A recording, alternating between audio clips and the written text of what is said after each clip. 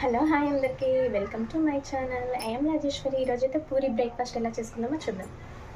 ముందుగా పూరి కర్రీకి కావాల్సినవి ఒక ఆనియన్, క్యారెట్, తురుముకున్న బంగాళదుంప, పచ్చిమిర్చి, కరివేపాకు, కొత్తిమీర.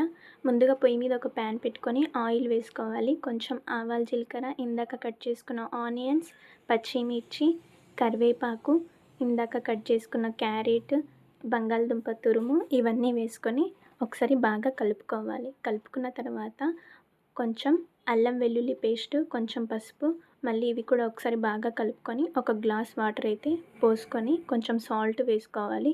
సాల్ట్ వేసుకున్న తర్వాత మూత పెట్టి ఒక 15 నిమిషాలు బాగా మరగనివ్వాలి వాటర్ని. అంతలోపు ఒక బౌల్లో కొంచెం శనగపిండి తీసుకొని కొంచెం వాటర్ వేసుకొని స్పూన్తో ఇలా ఉండలు కట్టకుండా కలుపుకోవాలి.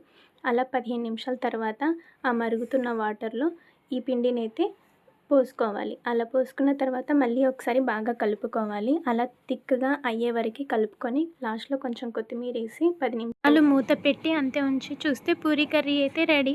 ఇప్పుడు తర్వాత ఒక బౌల్‌లో గోధుమ పిండి తీసుకొని కొంచెం వాటర్ పోసుకొని చపాతీ పిండిలా తడపాలి. దాని తర్వాత కొంచెం పిండి తీసుకొని పూరీలు చిన్నగా కొంచెం లావుగా చేసుకుంటే బాగా పొంగుతాయి. ఇలా పూరీలు చేసుకున్న తర్వాత పొయ్యి మీద ప్యాన్ పెట్టి అది బాగా ఆయిల్ హీట్ ఎక్కినాక పూరీలనైతే ఇలా వేసుకొని గోల్డెన్ కలర్ వచ్చే వరకు అలా వేయించుకోవాలి. ఇలా పూరీలన్నీ రెడీ అయినాక పూరీస్ ఇలా పెట్టుకొని తింటే ఎంతో టేస్టీ పూరీ బ్రేక్‌ఫాస్ట్ రెడీ.